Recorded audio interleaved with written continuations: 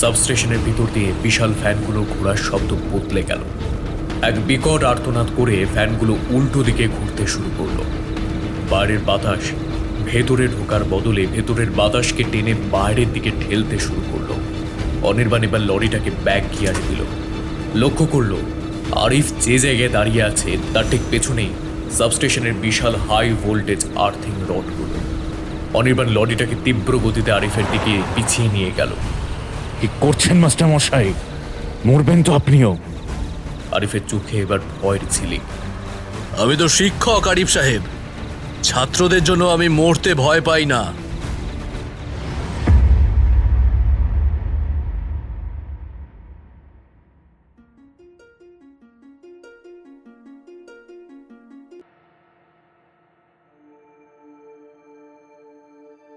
অনির্বাণ অর্থাৎ অনির্বাণ সান্যাল, বয়স 40-এর কাছাকাছি।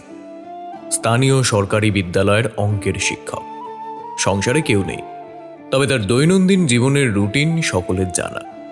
ঘুম থেকে উঠে মর্নিং ওয়াক করা, তারপর বাজার সেরে সকালে রান্না চাপিয়ে এক ব্যাচ ছাত্রকে পড়ানো, তারপর স্কুলের জন্য তৈরি হয়ে স্কুল যাওয়া, ফিরে এসে আরও এক ব্যাচ ছাত্রকে পড়ানো, তারপর রাতে রান্না চাপিয়ে খেয়ে দিয়ে সন্ধ্যা রাতেই ঘুম। মানুষের সাথে পাঁচে তিনি কোনোদিনই থাকেন না। মেজাজটাও তার বেশ খিটখিটে স্বভাবে। বাচ্চা কাচ্চাদের হই হুল্লোড়, উত্তেজিত গান বাজনা কোনোটাই পছন্দের নয় অনির্বাণের। তাই প্রতিবেশীরাও খুব একটা কথা বলে না। 5 তলার একটা ফ্ল্যাটে একাই ভাড়া থাকে। প্রতিদিনের মতো আজও তার অতি পুরনো স্কুটারটাকে নিয়ে স্কুল থেকে ফিরল। ফ্ল্যাটের গ্যারেজে স্কুটারটাকে রেখে লিফটে উঠল অনির্বাণ। তারপর নিজের ফ্ল্যাটের দরজার সামনে দাঁড়াতেই দেখল একটা কুরিয়ার পড়ে রয়েছে দরজার কাছে। এটা আবার কি? আমি তো কোনো কিছু অর্ডার করিনি। নাকি আবার ছেলে ছোকরারা মশকরা করছে আমার সাথে? এবার যদি বুঝতে পারি কার এত সাহস মশকরা করার, তাও আবার আমার সাথে, তবে তার আর রক্ষে থাকবে না। কথাটা বলে রাগে গজগজ করতে করতে অনির্বাণ দরজার সামনে থেকে পার্সেলটাকে তুলে নিল। তারপর খামের উপর লেখাটা ভালো করে পড়তে লাগলো। কি আশ্চর্য! অ্যাপার্টমেন্টের নাম লেখা আছে, ফ্ল্যাট নাম্বার না লিখে কত নম্বর ফ্লোর শুধু সেটা লেখা আছে। কিন্তু কাকে পাঠাচ্ছে তার নাম লেখা থাকবে না? আশ্চর্য তো। কিন্তু পার্সেলটা বেশ একটু ভারী। কি আছে ভেতরে? কোনো বই কি? কিন্তু কেউ কোনো বই পাঠালে তো আমাকে আগে থেকেই জানিয়ে রাখে। এই বাক্সটার মধ্যে কি থাকতে পারে? প্যাকেটটা নাড়াচাড়া করে দরজা খুলে ভেতরে ঢুকলো অনির্বাণ। কাঁধের ব্যাগটা নামিয়ে রেখে সোফার মধ্যে গিয়ে বসল। তারপর প্যাকেটের মুখটা খুলতেই দেখল না, প্যাকেটের ভেতর তো কোনো বই বা ওষুধ নেই। আছে কালো রঙের একটা মেটালিক বক্স, কয়েকটা তার আর একটা ম্যাপ। ম্যাপের ওপর লাল কালিতে গোল করা শহরের মেইন পাওয়ার গ্রিড। এগুলো আমাকে কেউ কেন পার্সেল করবে? অনির্বাণ পার্সেলটা নেড়ে চেড়ে দেখছিল। ঠিক তখনই কলিং বেলটা বেজে উঠল। এতক্ষণ নিশ্চুপভাবে কাজ করতে থাকার কারণে আচমকা কলিং বেলটা বাজতে চমকে উঠল অনির্বাণ। এখন আবার কি এলো বাড়িতে? সাধারণত এই সময় কেউ আসে না, আর পড়তে আসার জন্য এখনো আধ ঘন্টা বাকি। নিজের মনে কথাটা বলতে বলতেই অনির্বাণ এগিয়ে গেল দরজার দিকে। দরজার মধ্যে লাগিয়ে রাখা ছোট কাঁচের পিপ হোলে চোখ রেখে দেখল একজন ব্যক্তি, যাকে অবশ্য অনির্বাণ চেনে না। লোকটা আবারও কলিং বেল টিপতে লাগলো। কয়েক পা পিছিয়ে এসে অনির্বাণ চিৎকার করে বলল, দাঁড়ান, আসছি। কথাটা বলেই পার্সেলে আসা সেই বক্স এবং ম্যাপটা তড়িঘড়ি নিজের পড়ার ঘরে গিয়ে রাখল। তারপর দরজা খুলে ভীষণ বিরক্তির নজরে সেই ব্যক্তির দিকে তাকিয়ে বলল, হ্যাঁ বলুন, কাকে চাই? সামনে দাঁড়িয়ে থাকা ব্যক্তিটির পরনে সাদা পাজামা পাঞ্জাবি, গালে চাপদাড়ি রয়েছে, মুখে অমায়িক হাসি নিয়ে বলল, আদাব অনির্বাণবাবু, ব্যস্ত ছিলেন নাকি? আরিফের গলাটা বড্ড বেশি মোলায়েম শোনাচ্ছিল। নমস্কার, আপনি আমার নাম জানেন, কিন্তু আমি তো ঠিক আপনাকে... আমি জনাব আরিফউদ্দিন মোহাম্মদ, তবে সবাই আমাকে আরিফ বলেই ডাকে। এই অ্যাপার্টমেন্টেরই 5th ফ্লোরে আমি থাকি। আপনাকে বুঝি বিরক্ত করলাম? বেশ নরম গলায় বলল আরিফ। অনির্বাণ কোনো মতে নিজেকে সামলে নিল। তারপর বলল, না না, বিরক্ত কিসের? আসলে স্কুল থেকে ফিরে ভীষণ টায়ার্ড লাগছিল, তাই একটু ঝিমোচ্ছিলাম। আপনি বলুন না, কি বলবেন? হ্যাঁ, আসলে এটা ভুল হয়ে গেছে। আমার একটা ই-কমার্সের পার্সেল আসার কথা ছিল। ডেলিভারি বয় বোধহয় বানান ভুল করে আপনার ঠিকানায় দিয়ে গেছে। তা মানে আপনার কাছে কি কিছু এসেছে? বেশ নরম স্বরেই বলল আরিফ। পার্সেল? না তো। ও আচ্ছা আচ্ছা, হ্যাঁ, ওই স্কুল থেকে ফিরে আমি দরজার সামনে একটা প্যাকেট পড়ে থাকতে দেখলাম। সেটা আপনার নাকি? অনির্বাণ স্পষ্টভাবে উত্তর দিল। হ্যাঁ, হতেই পারে। আমি কি পার্সেলটা একবার দেখতে পারি? হ্যাঁ, নিশ্চয়ই দেখতে পারেন। আপনি ভেতরে আসুন, আমি নিয়ে আসছি। অনির্বাণ কথাটা বলেই দরজা ছেড়ে দাঁড়ালো। ধীরে ধীরে ভেতরে ঢুকলো আরিফ। তারপর সোফাটায় গিয়ে বসলো ও। অনির্বাণ কি মনে হতে নিজের পড়ার ঘরে গিয়ে ঢুকলো। তারপর পার্সেলটা তুলে নিয়ে কি মনে হতে মনের মধ্যে একটা সন্দেহ বাসা বাঁধল। আচ্ছা, এই মেটালের বক্স আর ম্যাপ দিয়ে এই আরিফ লোকটা কি করবে? বিষয়টা কেমন সন্দেহজনক লাগছে। আর তাছাড়া পার্সেলটা যদি ওনার হয়, তাহলে তাতে তার নাম লেখা ছিল না কেন? তাহলে কি ওকে পার্সেলটা ফিরিয়ে দেওয়া ঠিক হবে? আচ্ছা, একটা কাজ করি, এই ম্যাপ আর মেটাল বক্সটা ছবি তুলে রাখি কিছু, পরে সার্চ করে জানতে পারবো। যেমন ভাবা তেমন কাজ। মোবাইল বের করে ঝটপট কয়েকটা ছবি তুলে নিল অনির্বাণ। বেশ কিছুক্ষণ সময় পার হতে দেখে সোফা ছেড়ে উঠে দাঁড়ালো আরিফ। ভাবলো ভেতরের ঘরে নিজেই গিয়ে ঢুকবে। তবে ঢোকার আগে একটা পা বাড়িয়েও থমকে গেল। দেখলো অনির্বাণ ততক্ষণে ফিরে এসেছে। চট করে আরিফের চোখের দিকে তাকালো। মানুষটার চোখটা ভীষণ রকমের চঞ্চল দেখাচ্ছিল। তবে অনির্বাণ বেশি কথা বাড়ালো না, শুধু বলল, এটা যদি আপনার পার্সেল হয়, তাহলে এতে আপনার নাম লেখা নেই কেন? ভীষণ গম্ভীর গলায় জিজ্ঞেস করলো অনির্বাণ। না, মানে পার্সেলটা আমার এক অতি পরিচিত একজন পাঠিয়েছে। হয়তো হয়তো নাম লিখতে ভুলে গেছে, কিন্তু আমাকে ফোন করে সে জানিয়ে দিয়েছিল। কথা বলার সময় আরিফের যে অস্বস্তি বোধ হচ্ছিল সেটা বুঝতে বাকি থাকলো না অনির্বাণের। ও আচ্ছা, আসলে আমি ভাবছিলাম কোনো ছাত্র হয়তো বই পাঠিয়েছে। না, ঠিক আছে, সেটাই তো স্বাভাবিক। অনির্বাণের হাত থেকে আরিফ প্যাকেটটা নিয়ে ওজনটা পরখ করল। তারপর বেশ হাসি খুশি মুখ নিয়ে বলল, অনির্বাণ বাবু, হ্যাঁ, এটা তো খোলা। আপনি কি দেখেছেন ভেতরে কি আছে? আরিফের প্রশ্নটা এবার তীরের মতো বাঁধল অনির্বাণের বুকে। অনির্বাণ হাসার চেষ্টা করল শুধু। খুলেছিলাম তো, ভেবেছিলাম আমার বই, শুধু ভেতরে ওই পুরনো কিছু কাগজ আর এই মেটালের বক্সটা দেখে ভাবলাম হয়তো কোনো ভুল পার্সেল এসেছে। অনির্বাণের কথাটা শুনে আরিফ কিছুক্ষণ ওর চোখের দিকে তাকিয়ে রইল। তারপর আবার সেই চেনা হাসিটা হেসে বলল, আরে না না, ঠিক আছে। আসলে আজকালকার ডেলিভারি বয়গুলো সব অপদার্থ। ফোন করে বারবার বলছি আমার আসল ঠিকানাটা কোথায়, কত নম্বর ফ্লোর সেটাও পর্যন্ত বলেছি। তারপরও দেখুন, আপনার ফ্ল্যাটের সামনে ফেলে দিয়ে গেছে। আচ্ছা, আজ আসি তাহলে। আপনার অনেকটা সময় নষ্ট করলাম। না না, ঠিক আছে, তবে একটা প্রশ্ন না করলেই হচ্ছিল না। আপনি এই মেটালের বক্স দিয়ে কি করবেন? আচমকা অনির্বাণের এমন প্রশ্নের জন্য তৈরি ছিল না আরিফ। তাই সে খানিকটা হেসে বলল, আসলে এটা ইলেকট্রিসিটি অফিসের জন্য। আমি তো সেই অফিসেই চাকরি করি, তাই অফিসের কিছু জরুরি কাজের জন্য আমাকে অনলাইনে অর্ডার করতে হয়েছিল। ও আচ্ছা আচ্ছা। ঠিক আছে, আসছি। আরিফ চলে যেতেই অনির্বাণ দরজাটা বন্ধ করে দিল। তার কপাল দিয়ে ঘাম চুইয়ে পড়ছে অনবরত।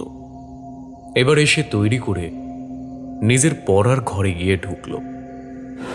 ড্রয়ার থেকে বের করলো আসল ম্যাপটা, যেটা পার্সেলে এসেছিল। ম্যাপটা দেখে আমার ভীষণ সন্দেহজনক মনে হচ্ছিল। ভাগ্যিস ঘরে একটা পুরনো ম্যাপ ছিল। আমি জানি না বিষয়টাকে কতক্ষণ চাপা দিয়ে রাখা যাবে, তবে যেভাবেই হোক ওই ম্যাপের বিষয়টা আমায় উদ্ধার করতেই হবে। ম্যাপটার নিচে ছোট করে একটা লোগো ছাপানো, একটা নীল রঙের ঈগল। এটা কি কোনো সংকেত? তারপর কি মনে হতে কোনো একজনকে ফোন লাগালো অনির্বাণ। ফোনটা রিসিভ করতে ওপার থেকে একটা চাপা কণ্ঠস্বর ভেসে এলো। আরে অনির্বাণ যে, তা এত যুগ পরে হঠাৎ আমাকে ফোন করলি? আজ মনে হয় আর সূর্য উঠবে না। বেশ ব্যঙ্গাত্মক গলায় কথাটা বলে উঠল ফোনের ওপারে থাকা ব্যক্তিটি। ওহ, বেশি হেয়ালি করিস না তো রত্না। তোর সাথে আমার বিশেষ কিছু জরুরি কথা আছে। কাল সকালে দেখা করতে পারবি? বেশ গম্ভীর গলায় জিজ্ঞেস করলো অনির্বাণ। হ্যাঁ সে পারবো, কিন্তু এত বছর পর ফোন করলি যখন, এই রত্না বলে ডাক হাঁকটা পাল্টাতে পারলি না? আরে বন্ধু, রাগ করিস না, মুখ দিয়ে বেরিয়ে যায় আর কি। তাই বলে তুই আমাকে মেয়ে ছেলে বানিয়ে দিবি? রতন ডাক, রত্নাকর থেকে একেবারে সোজা রত্না। না না, আই কান্ট টলারেট দিস। আচ্ছা বাবা, ভুল হয়ে গেছে। এবারে শোন, তোর সাথে আমার জরুরি দরকার আছে। একটু দেখা কর। তা হঠাৎ আমার সাথে দেখা করতে চাইছিস? কোনো জরুরি কিছু কি? চিন্তিত গলায় কথাটা বলল অনির্বাণের বন্ধু কনস্টেবল রত্নাকর। হ্যাঁ, জরুরি বলেই বলছি। তোকে আমি হোয়াটসঅ্যাপে মেসেজ করে দিয়েছি, কয়েকটা ছবি পাঠিয়েছি, দেখ। আমার কেন যেন বিষয়টাকে বেশ সন্দেহজনক বলেই মনে হচ্ছে। বিষয়টা নিয়ে দেখ তো, কোনো কিছু জানতে পারিস কিনা তুই।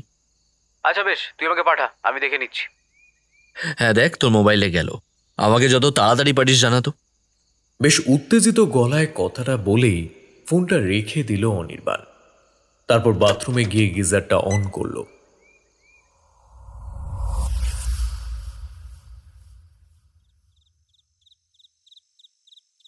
শীতকাল। সন্ধে হতে না হতে হু হু করে ঠান্ডা বাড়তে থাকে। বাথরুমে ঢুকে অনির্বাণ চুপচাপ দাঁড়িয়ে ভাবতে লাগলো। ওই ম্যাপের মধ্যে ঈগলের চিহ্ন দেওয়া কেন? আরে আরিফুদ্দিন লোকটাকে তো আমি আগে অ্যাপার্টমেন্টে দেখিনি। আর যদি ওই পার্সেলটা সেই ব্যক্তিরই হয়, তাহলে এমন কি কখনো সম্ভব যে নাম ছাড়াই পার্সেল ডেলিভারি হচ্ছে? বাথরুম থেকে বেরিয়ে এসে ফ্রেশ হয়ে নিল অনির্বাণ। তারপর সন্ধ্যার ছাত্রদের পড়িয়ে কি মনে হতে অ্যাপার্টমেন্টের নিচে নেমে এলো।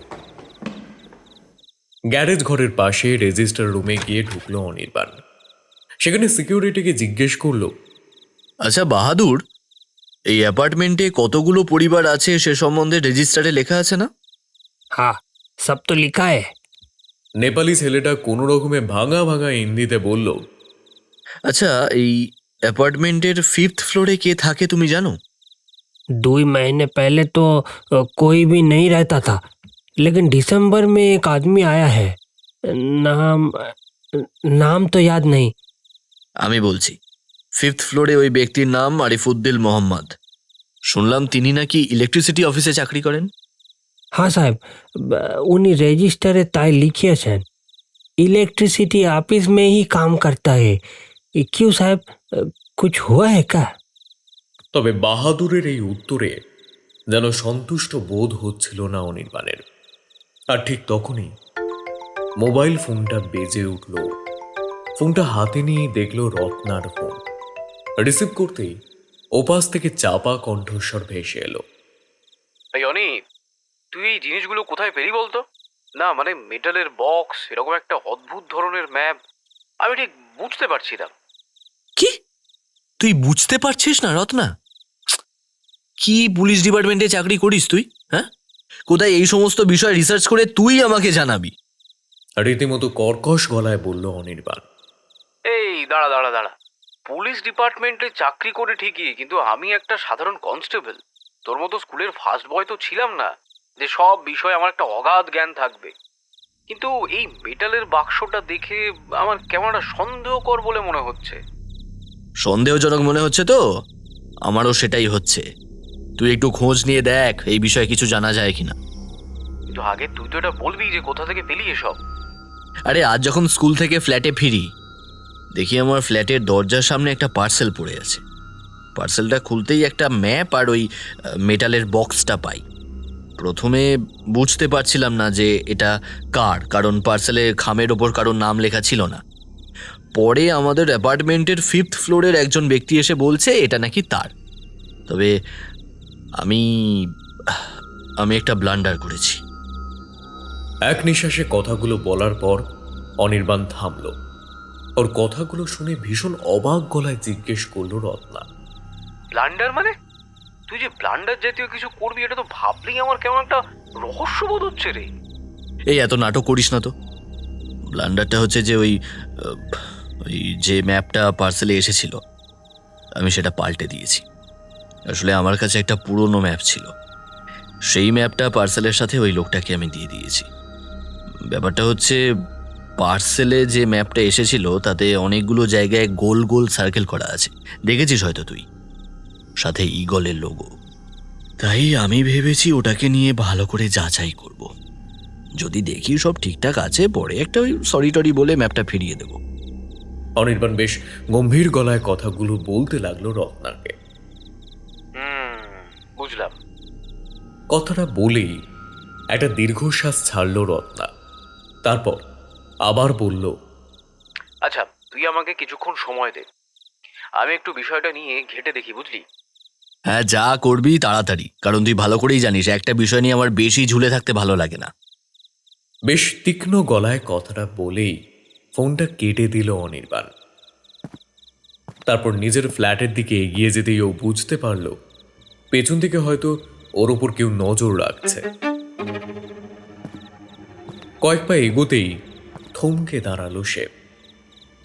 পেছন ফিরতেই দেখল একটা ছায়ার মতন কিছু দেওয়ালের আড়ালে সরে গেল। শুধু কিছুক্ষণ দাঁড়িয়ে থাকার পর আবারও পা চালালো অনির্বাণ। লিফটে ঢুকে কি মনে হতেই 3rd ফ্লোর প্রেস না করে 5th ফ্লোর করে ফেলল। 5th ফ্লোরে পৌঁছে লিফটের দরজা দিয়ে বেরিয়ে এলো। ডান দিকে বাঁ দিকে তাকিয়ে দেখলো অন্তত পক্ষে 5খানা ফ্ল্যাট রয়েছে এই ফ্লোরে। কোনটা আরিফুদ্দিনের ফ্ল্যাট সেটা কিভাবে জানা যাবে? তখন বাহাদুরকে জিজ্ঞেস করলেও হতো। আচ্ছা, ডান দিকটা থেকেই একবার ঘুরে আসি। নিজের মনের কথাগুলো বলতে বলতে কয়েক পা এগোতে লাগলো অনির্বাণ। এই ডান দিকে যে 3টে ফ্ল্যাট রয়েছে সেখানে কাউকেই দেখতে পেল না সে।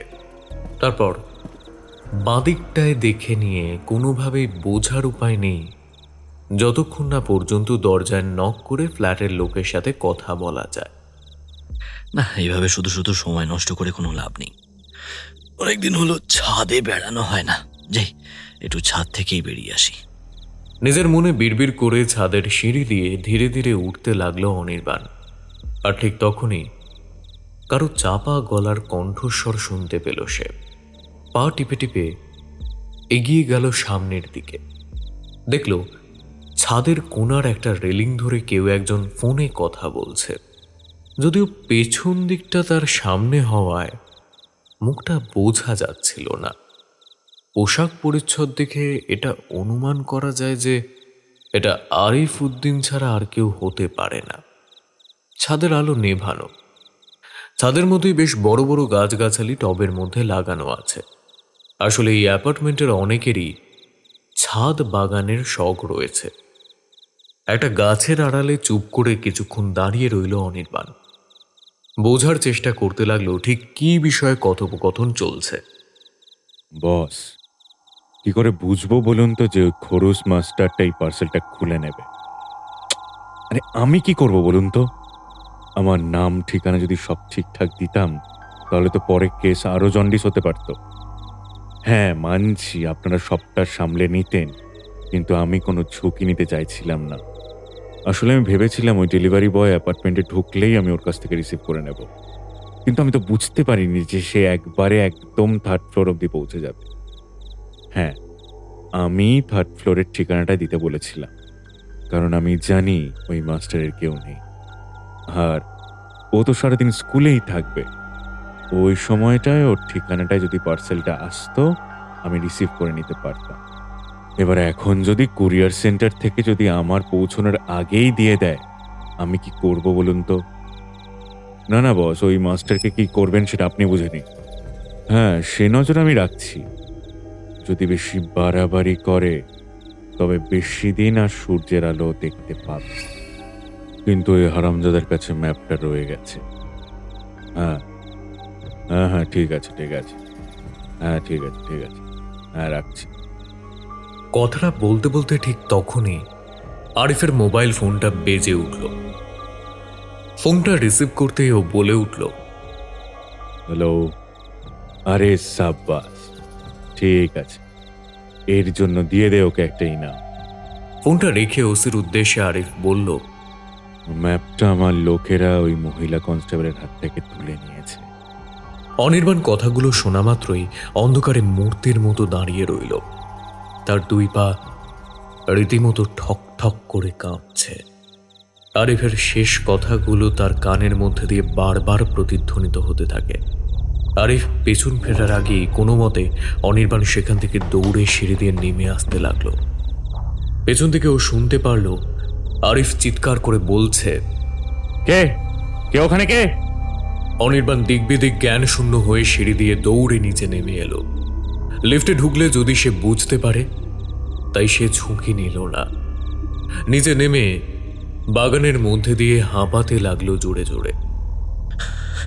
কিছু একটা গন্ডগোল আছে, কিছু একটা গন্ডগোল আছেই, কিন্তু আমাকে এর মধ্যে কেন জড়ানো হলো? আমার এমনিতেই কোনো ঝামেলা গন্ডগোল ভালো লাগে না, সেই জন্য বাড়ি থেকে পরিবার থেকে দূরে থাকছি। সেই ঘুরে ফিরে আমার সাথেই ঘুরতে হলো। হাঁপাতে হাঁপাতে কথাগুলো বলতেই অনির্বাণের ফোনটা আবার বেজে উঠল। দেখল স্ক্রিনে রত্নার নাম। ফোনটা রিসিভ করতেই অপর প্রান্ত থেকে উত্তেজিত গলায় রত্না বলল, তুই কাল ঠিক 10টার সময় ধর্মতলার গোল্ডেন শাওয়ার ক্যাফেতে আয়। কেন, কি হয়েছেটা কি? কোনো কিছু উদ্ধার করতে পারলি? শুধু কিছু নয়, অনেক কিছু। তবে তুই আজকে রাতটা সাবধানে থাকিস। আমি ফোনে শুধু তোকে এইটুকুই বলতে পারি। কিন্তু কিছু তো বল, কি জানতে পারলি? বললাম তো, কাল আয়, তারপর সব জানতে পারবি। সারা রাত ঘুম হলো না অনির্বাণের। বারবার করে কানের সামনে আরিফের কথাগুলো বাজতে লাগলো। তখন রত্নাকে এই বিষয়গুলো বলা হয়নি। সারা রাত বিছানা এপাশ ওপাশ করে বিছানা ছাড়ল।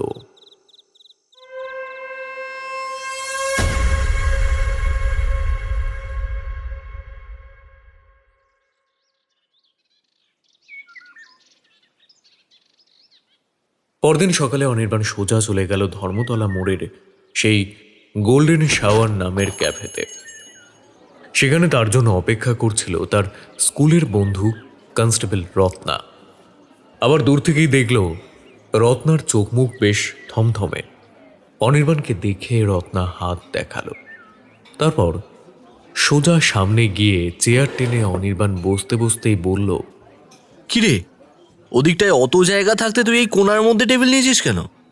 এমনভাবে বসেছিস দেখে মনে হচ্ছে আমি যেন তোর গার্লফ্রেন্ড। তোর বউ দেখে ফেললে মুশকিল হবে। কথাটা বলে নিজে নিজেই হাসতে লাগলো সে। কিন্তু রত্নার মধ্যে কোনো রকম প্রতিক্রিয়া দেখা গেল না। কি রে রত্না, কি হলো? কি ভাবছিস এত? হ্যাঁ, ও হ্যাঁ, কি বলছিলি? মানেটা কি? তুই তো আমাকে আসতে বলি এত সকাল সকাল। বলছি তুই এদিকটায় কেন টেবিল নিয়েছিস? কারণ সিচুয়েশনটা এমন অনির্বাণ, তুই একটা বড় ট্র্যাপের মধ্যে ফেসে গেছিস, বুঝলি? আর তোকে এই মুহূর্তে যে কথাগুলো বলবো সেটা ভীষণই সিক্রেট। রত্নার মুখ থেকে বেশ গম্ভীর গলায় কথাগুলো শুনে এবার কিছুটা ভয় পেল অনির্বাণ। তখনই গত রাতের আরিফের বলা কথাগুলো ওর মনে পড়ে গেল। গলাটা শুকিয়ে আসছিল ওর। তারপর শুকনো গলায় ধীরে ধীরে বলল, ট্র্যাপ? কিসের ট্র্যাপ? তার আগে তুই এই ভিডিওটা দেখ। এটা কোনো লোকাল চ্যানেলের খবর নয়, এটা আমি গতকাল রাতেই ডিসিপি স্যারের কাছ থেকে পেয়েছি। এই ভিডিওটা হেডকোয়ার্টারের পক্ষ থেকে টেলিকাস্ট করা হয়েছে। কথাটা বলেই মোবাইলের মধ্যে একটা ভিডিও প্লে করলো অনির্বাণের সামনে রত্না। অনির্বাণ দেখলো সেই ভিডিওর মধ্যে একটা গোল টেবিল বৈঠক চলছে। সেখানে আগামী 15ই আগস্ট ইন্ডিয়াতে একটা কোনো বড় রকম বিস্ফোরণ ঘটার পরিকল্পনা চলছে। সেটারই খানিকটা আভাস পেয়েছে আমাদের ইন্ডিয়ার গোয়েন্দা দপ্তর। স্পাই লাগিয়ে শুধু এটুকুই জানা গিয়েছে যে কোনো স্লিপার সেল এই কলকাতার বুকেই রয়েছে, কিন্তু এখনো তাকে খুঁজে পাওয়া যাচ্ছে না। যেভাবেই হোক 15ই আগস্টের আগে সেই স্লিপার সেলকে খুঁজে বার করতে হবে, আর জানতে হবে তাদের আসল প্ল্যানটা কি। এইসব কি?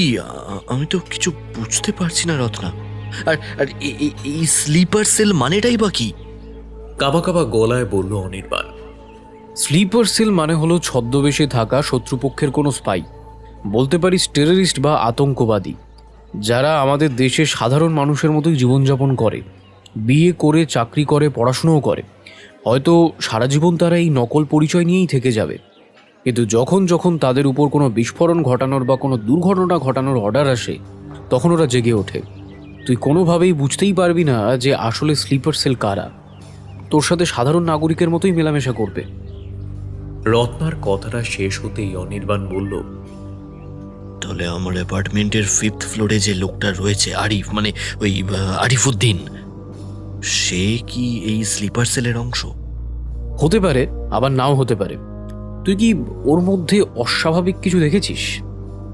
এতদিন তো অস্বাভাবিক দেখিনি, কারণ তুই ভালো করেই জানিস আমি ছোটবেলা থেকে একা থাকতে পছন্দ করি, আর সেই জন্যই বাবা, মা, দাদা, বৌদি সবাইকে ছেড়ে আমি এখন আলাদা ফ্ল্যাটে থাকি। এই অ্যাপার্টমেন্টের সবাইকে না চিনলেও মোটামুটি 2-1বার কথাবার্তা হয়েছে। বাচ্চাগুলো পড়তে আসে, ওদের সাথেই যেটুকু সময় কাটানো। এছাড়া আমার তেমন কারোর সাথেই কথাবার্তা হয় না। তবে আমাদের অ্যাপার্টমেন্টে 31 ডিসেম্বর একটা নিউ ইয়ার পার্টি ছিল। ওইগুলো পছন্দ না করা মানুষটা, মানে আমি, সেই পার্টিতে ছিলাম। তার কারণ দিনটা বছরে একবারই আসে আর সবাই সেখানে প্রেজেন্ট থাকে। তবে এই আরিফ নামের ছেলেটা কিন্তু সেখানে ছিল না। আমার মনে হয় ও সেদিন ফ্ল্যাটেই ছিল আর অন্য কিছু পরিকল্পনা করছিল, আর সেটা এখন জলের মতো পরিষ্কার হয়ে গেছে। কারণ গতকাল রাতে ও কারোর সাথে কথা বলছিল, যেটা আমি ছাদে দাঁড়িয়ে শুনেছি। ছাদে দাঁড়িয়ে কথা বলছিল কার সাথে, আর কি বলছিল? বেশ উত্তেজিত হয়ে জিজ্ঞেস করলো রত্না। বলছিল যে আরিফ নাকি ইচ্ছে করেই পার্সেলের ঠিকানাটা আমার ফ্লোরে দিয়েছিল, কারণ ওই পার্সেলটা চাইছিল না ওর ঠিকানায় ডেলিভারি হোক। আর আমি যদি বেশি বাড়াবাড়ি করি তাহলে তাহলে যেন সূর্যের আলো বেশি দিন দেখতে না পারি। আরো আরো অনেক কিছুই বলছিল, আমি ঠিক শুনতে পাচ্ছিলাম না। গলার মধ্যে এক অদ্ভুত ভয় লক্ষ্য করা যাচ্ছিল অনির্বাণের। এবারে আমি একেবারে নিশ্চিত হয়ে গেলাম ভাই, তোর অ্যাপার্টমেন্টের ওই আফিরউদ্দিন মোহাম্মদ আসলে স্লিপার সেল। তোর পাঠানো ওই মানচিত্র আর মেটাল বক্সের ছবি আমি ডিপার্টমেন্টে দেখিয়েছি। তারা রীতিমতন এই স্লিপার সেলকে ধরার জন্য ছক কষে ফেলেছে। শুধু তোকে একটু সাবধানে থাকতে হবে। সে তো তুই কাল রাত থেকেই আমাকে ভয় দেখিয়ে যাচ্ছিস। এখন বল আমি কি করব? রীতিমতো আতঙ্কিত গলায় জিজ্ঞেস করলো অনির্বাণ। তুই ম্যাপের মধ্যে যে লোগোটা দেখেছিলিস, একটা বড় ঈগলের ছবি, তাই তো? সেটা ভয়ঙ্কর একটা গ্রুপের। কেন? এটা কিসের লোগো? এটা বলু ফ্যালকন, একটা আন্তর্জাতিক জঙ্গি গোষ্ঠী। এরা যেখানেই হাত দেয় সেখানেই ধ্বংস ছাড়া কিছু হয় না। রত্নার মুখ থেকে কথাগুলো শোনা মাত্রই আঁতকে উঠল অনির্বাণ। চেয়ার ছেড়ে উঠে দাঁড়ালো, তারপর কাঁপা কাঁপা গলায় বলল, আমি তো তাহলে বাঘের মুখে হাত দিয়েছি না? কারণ আমি ম্যাপের মধ্যে অদ্ভুত চিহ্নটা দেখে কিছু একটা সন্দেহ করেছিলাম, তাই ম্যাপটা আমি ওদের হাতে দিইনি। তার বদলে অন্য একটা পুরনো ম্যাপ দিয়েছিলাম।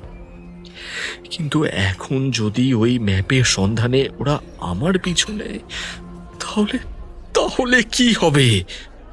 তুই ভয় পাস না, ম্যাপটা এখন কোথায়? এইটা এটা তোকে দেখাবো বলে আমি নিয়ে এসেছিলাম, আমার কাছেই আছে। দাঁড়া। কথাটা বলেই পকেট থেকে মুড়িয়ে রাখা সে ম্যাপটা বার করে নিল রত্নার দিকে। তোর তো এখন ফ্ল্যাটেও নিরাপদ নয় রে, কারণ ওখানেই তো স্লিপার সেল আফিরউদ্দিন ঘাঁটি গেড়ে বসে আছে। কিন্তু এই ম্যাপের সাথে যে বক্সটা ছিল, মেটাল বক্স, এটা কি? সেটা দিয়ে ওরা কি করবে? ওটার নাম আসলে মেটালিক বক্স নয়, ওটা একটা ইম্প্রোভাইজড এক্সপ্লোসিভ ডিভাইস, যা বোমার মূল কন্ট্রোল ইউনিট। এটা দেখতে সাধারণ কোনো ইলেকট্রনিক বক্সের মতো হলেও এর ভিতরে থাকে অত্যন্ত জটিল ধরনের সার্কিট। সহজভাবে বলতে গেলে ভিতরে সেন্সিটিভ ইলেকট্রনিক্স পার্টস এবং বিস্ফোরক পদার্থকে নিরাপদ রাখতেই ধাতু দিয়ে তৈরি করা হয়। এছাড়া এটি এমনভাবে ডিজাইন করা হয় যাতে বাইরে থেকে দেখে বোঝা না যায় ভিতরে কি আছে। এই বক্সের ভিতরেই থাকে টাইমার, রিসিভার, যেটা রিমোট সিগন্যাল গ্রহণ করে, আর তার সাথে থাকে ব্যাটারি। ওরা যদি কোনো বোম ব্লাস্টিংয়ের পরিকল্পনা করে থাকে তাহলে তার একটা রিমোট থাকবেই, আর সেই রিমোট থেকে আসা সিগন্যাল এই বাক্সটাই রিসিভ করে এবং বিস্ফোরণ ঘটানোর নির্দেশ দেয়। বুঝতে পারছিস কতটা মারাত্মক একটা বিষয়? কথাগুলো বলেই এবার রত্না উঠে দাঁড়ালো। তারপর আবার গম্ভীরভাবে বলল, আমি সোজা থানায় যাচ্ছি, ওসি সাহেবকে রিপোর্ট করতে হবে, তারপর সেটা আমি ডিসিপি স্যারকেও জানাবো। এরপর তারা যা করার করবে। তবে আমি শুনেছি আকাশ নামে কেউ একজন আছে গোয়েন্দা বিভাগের, যেই অপারেশনের মধ্যে খুব ভালোভাবে জড়িত। আমাদের ইন্ডিয়ার তরফ থেকেও তো ব্যাপারটাকে নিয়ে জোর কদমে তদন্ত চলছে। আমি চেষ্টা করছি তার সাথে একবার যোগাযোগ করার। আর এই ম্যাপটা আমাদের কাছে থাক, বুঝলি? আসলে আমি ডিসিপি স্যারকে এই বিষয়টা এখনও জানাইনি, শুধু বলেছি গোপন সূত্রে ছবি পেয়েছি কয়েকটা। সমস্ত কিছু উদ্ধার করার পর ওনাকে ফাইনালি জানাবো। এখন আমাকে যেতে হবে রে। কথাটা বলেই রত্না তড়িঘড়ি ক্যাফে থেকে বেরিয়ে গেল। অনির্বাণ জানলার কাঁচ দিয়ে দেখল রত্না রাস্তা পার হচ্ছে, কারণ রাস্তার অপর প্রান্তেই পার্কিংয়ে ওর স্কুটিটা রাখা। রাস্তা পার হবে ঠিক সেই মুহূর্তে কোত্থেকে একটা বেপরোয়া কালো এসইউভি ঝড়ের গতিতে যেন ধেয়ে এলো। রত্না নিজেকে সামলানোর সুযোগটুকুও পেল না। কি বিভৎস শব্দ! রত্নার দেহটা প্রায় 10 ফুট উঁচুতে উঠে ছিটকে পড়ল রাস্তার মাঝখানে। চারিদিকে লোকজনের চিৎকার শুরু হলো। এই দৃশ্য দেখা মাত্রই অনির্বাণ চিৎকার করে ক্যাফের ভেতর থেকে বেরিয়ে এলো। রত্না, রত্না, রত্না! এই দৃশ্য দেখে অনির্বাণ আঁতকে উঠল রীতিমতন। রক্তাক্ত রত্নার শরীরটার সামনে গিয়ে অনির্বাণ বসে পড়ল। অঝোর ধারায় কাঁদতে লাগলো। রত্নার দেহটা রক্তাক্ত অবস্থায় রাস্তার উপরে পড়তেই চারিদিকে ভিড় জমে গেল। অনির্বাণ লক্ষ্য করল ওই গাড়িটা কিছু দূর গিয়ে এক মুহূর্তের জন্য থামল। জানলার কাঁচটা সামান্য নামালো, আর সেখান থেকে উঁকি দিল একটা হাত, যার কবজিতে সেই নীল ঈগলের ট্যাটু। তুই ভালো হয়ে যাবি। আমি তোকে এভাবে মরতে দিতে পারি না, কিছুতেই না। আমার জন্য, আমার জন্য, শুধু আমার জন্য তোর এই অবস্থা। কাঁপা কাঁপা গলায় বলতে লাগলো অনির্বাণ। আর তখনই রত্না হাতের মুঠিতে ধরে রাখা ম্যাপটা অনির্বাণের হাতের দিকে এগিয়ে দিল। কিন্তু সেই ভিড়ের মধ্যে কেউ একজন ছোঁ মেরে ম্যাপটা নিয়ে ছুট লাগালো। ছেলেটার মুখটা মাস্ক দিয়ে ঢাকা। অনির্বাণ কিছু বুঝে ওঠার আগেই দৌড়তে লাগলো। অনির্বাণও পিছু নিল ছেলেটার, কিন্তু ওই ছেলেটা দৌড়ে গিয়ে ওই গাড়িটার মধ্যে গিয়ে বসলো, যেই গাড়িটা ধাক্কা মারল রত্নাকে। ভিড়ের মধ্যে দিয়ে নিমিষের মধ্যে মিলিয়ে গেল গাড়িটা। অনির্বাণ হাঁপাতে লাগলো রীতিমতো। ভিড় ঠেলে এসে দেখল রত্নার নিথর দেহটা রক্তে ভেসে যাচ্ছে। তার হাত থেকে ছিটকে পড়া ফোনটা পড়ে আছে পাশে। অনির্বাণের শিরদাঁড়া দিয়ে একটা হিম শীতল স্রোত বয়ে গেল। পুলিশ, প্রতিবেশী, আইন সবাই একজোট। এই শহরে তিনি এখন সম্পূর্ণরূপে একা। আর ঠিক তখনই আবিরের নিজের ফোনটা বেজে উঠল। ফোনটা বের করে সে দেখল আননোন নাম্বার। কলটা কেটে দিতেই আবারও বাজতে লাগলো ফোনটা। অবশেষে অনির্বাণ ফোনটা ধরল। ওপাশ থেকে একটা চাপা কণ্ঠস্বর ভেসে এলো। আবিরের বুঝতে অসুবিধা হলো না এই গলাটা আসলে আরিফের। মাস্টার মশাই, বান্ধবীর জন্য খুব কষ্ট হচ্ছে তো? অঙ্কটা এবার মিলল? বেশি নাড়াচাড়া করলে এর পরের লাশটা আপনার চেনা অন্য কারোর হবে। চুপচাপ বাড়ি ফিরুন, আপনার জন্য একটা সারপ্রাইজ অপেক্ষা করছে। আর হ্যাঁ, পাকামি করে কোনো পুলিশকে আবার খবর দেবেন না। আগে সারপ্রাইজটা বাড়ি গিয়ে দেখুন। অনির্বাণ বুঝতে পারল যে পুলিশকে তিনি রক্ষক ভেবেছিলেন তারাই এখন ভক্ষক। রত্নার রক্তে ভেজা ফোনটা পকেটে ঢুকিয়ে সে দ্রুত বেরিয়ে গেল। ওর পা কাঁপছে, দুই চোখ ঝাপসা হয়ে উঠেছে ওর। নিজের অ্যাপার্টমেন্টের সামনে পৌঁছতেই অনির্বাণ থমকে গেল। গেটের সামনে নীলবাতি জ্বালিয়ে পুলিশের জিপ দাঁড়িয়ে। সেই ওসি সাহেব আরিফের সঙ্গে নিচু গলায় কথা বলছেন। অনির্বাণ ভেতরে ঢোকার সাহস পেল না। সে পেছনের গলি দিয়ে সন্তর্পণে অ্যাপার্টমেন্টের পেছনের দরজার পাশে গিয়ে দাঁড়ালো। 3rd ফ্লোরের জানলা দিয়ে ভেতরে আলো দেখা যাচ্ছে তখন। আবির লক্ষ্য করল কেউ একজন তার ঘর তছনছ করছে। হঠাৎ একটা ভারী বুটের শব্দ। অনির্বাণ নিজেকে দেওয়ালের আড়ালে লুকিয়ে ফেলল। দেখল আরিফ আর ওসি সাহেব গলির মোড়ে এসে দাঁড়িয়েছে। ওসি রুক্ষ গলায় বলল, রত্নাকে সরলে ঠিক আছে, কিন্তু ওই মাস্টার যদি ম্যাপের ছবিগুলো অন্য কাউকে পাঠিয়ে দেয়? আরিফ একটা সিগারেট ধরালো, ধোঁয়া ছেড়ে শান্ত গলায় বলল, পাঠাতে পারবে না। ওর ফোন আমি জ্যাম করে দিয়েছি, আর ওর ঘরে আমার লোক ঢুকে আছে। যদি ম্যাপটা ওখানে পায় তবে ভালো, না হলে ওর পেট থেকে কি করে খবর বের করতে হয় তা আমার জানা আছে। 15 তারিখের আগে আমি কোনো রকম কোনো ঝুঁকি নেব না। আরিফের কথা শুনে ওসি হাসতে হাসতে বলল, পাওয়ার গ্রিড ওড়ালে শহরটা যখন অন্ধকারে ডুববে তখন আমাদের কাজটা সহজ হয়ে যাবে, কিন্তু এই মাস্টারকে নিয়ে কি করবে ভেবেছো? আরিফ সিগারেটের শেষ অংশটা মেঝেতে ফেলে পা দিয়ে মারিয়ে দিল। না, ওকে মারব না, ওকে এটা কাজ করাবো। ওর হাতের লেখা ব্যবহার করে একটা সুইসাইড নোট লেখাবো, যেখানে লেখা থাকবে রত্নাকে ওই খুন করেছে। তারপর ওকে পাওয়ার গ্রিডের ভেতরেই পুঁতে দেব। কোনো প্রমাণও থাকবে না, আর কোনো লেটাও থাকবে না। ঠিক তখনই আরিফের ফোনটা বেজে উঠল। কথাগুলো যত শুনতে লাগলো ততই যেন মাথাটা ঝিমঝিম করতে লাগলো। তার সহজ সরল জীবনটা এভাবে এক বিভীষিকায় বদলে যাবে সে কোনো দিনও ভাবেনি। কথাগুলো শুনতে শুনতে অন্যমনস্কভাবে নিজেকে সামলাতে পারল না। দেওয়ালের পাশে রাখা একটা বড় টবের মধ্যে গিয়ে হুমড়ি খেয়ে পড়ল। তৎক্ষণাৎ শব্দ হতেই ওসি সাহেব এবং আরিফ সতর্ক হয়ে গেল। কে ওখানে? ওসি সাহেবের হুঙ্কার শোনা গেল। অনির্বাণ আর এক মুহূর্ত দেরি করল না। অন্ধকারের বুক চিরে দৌড় দিল সে। পেছনের গলি দিয়ে সে যখন বড় রাস্তায় উঠল, দেখল একটা কালো গাড়ি তার দিকেই তেড়ে আসছে। অনির্বাণ দিকবিদিক জ্ঞান শূন্য হয়ে একটা নির্মীয়মান বহুতল ভবনের মধ্যে ঢুকে পড়ল।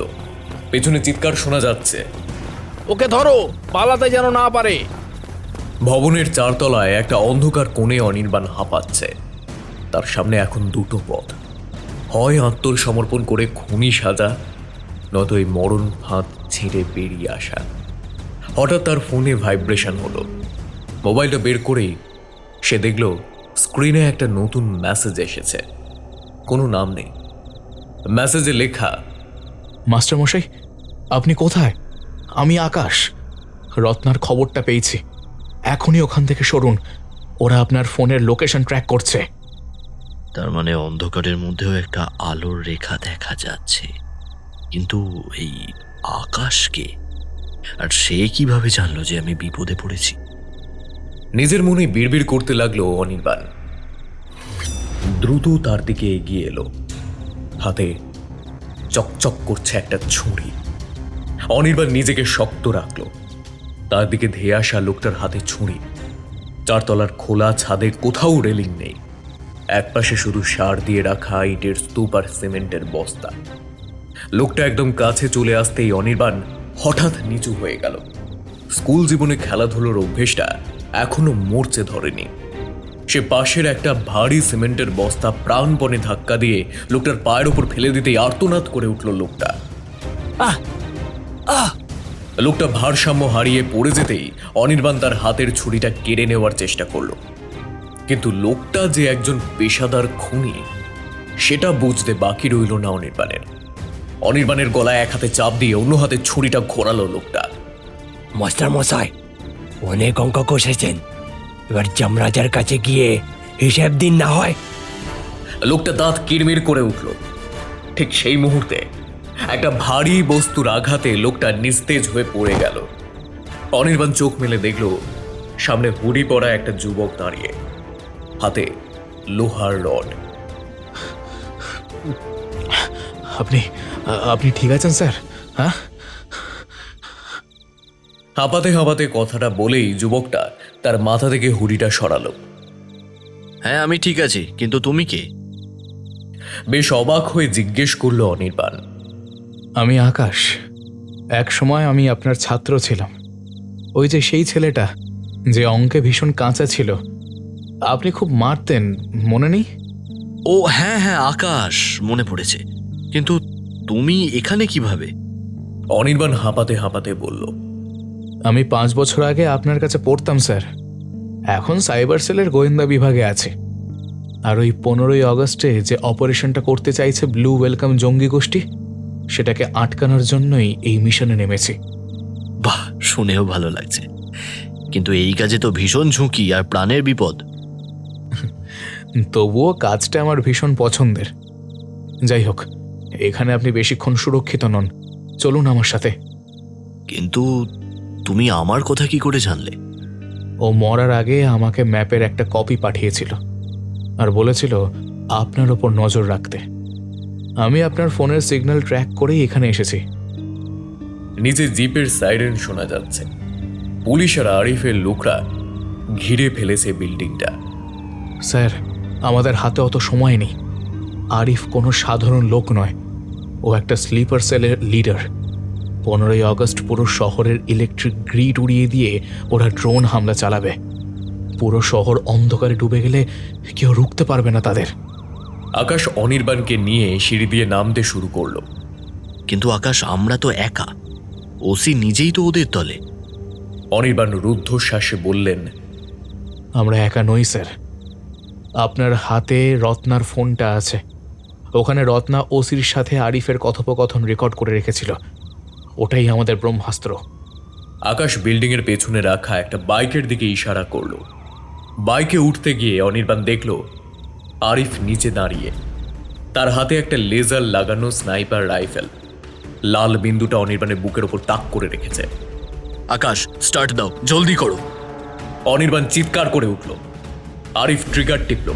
পাশের কাঁচ ভেঙে তছনছ হয়ে গেল নিমিষের মধ্যে।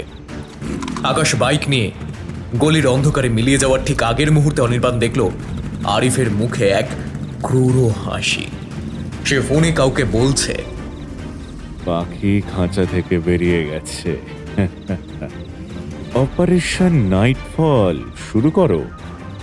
মাস্টার আর ছোকরা যেন আগামী দিনের সূর্যোদয় দেখতে না পায়। অনির্বাণ বাইকের পেছনে বসে শক্ত করে আকাশকে ধরল। সে জানত আজকের রাতটা শুধু তার বাঁচার লড়াই নয়, আজ রাতটা তার দেশের অস্তিত্বের লড়াই। বাইকটা হাইওয়ে দিয়ে ঝড়ের গতিতে ছুটছে। পেছনের সিটে বসে অনির্বাণের সারা শরীর উত্তেজনায় কাঁপতে থাকে। আকাশের বাইকের আয়নায় দেখা যাচ্ছে দূরে দুটো কালো বাইক আর একটা এসইউভি তাদের পিছু নিয়েছে। স্যার, ওরা আমাদের ছাড়বে না। আকাশ চিৎকার করে উঠল। শহরের ভেতর ঢোকা যাবে না।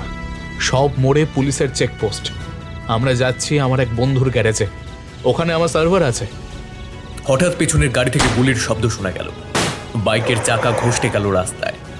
আকাশ সুনিপুণ দক্ষতায় বাইক সামলে একটা সরু কাঁচা রাস্তায় ঢুকে পড়ল।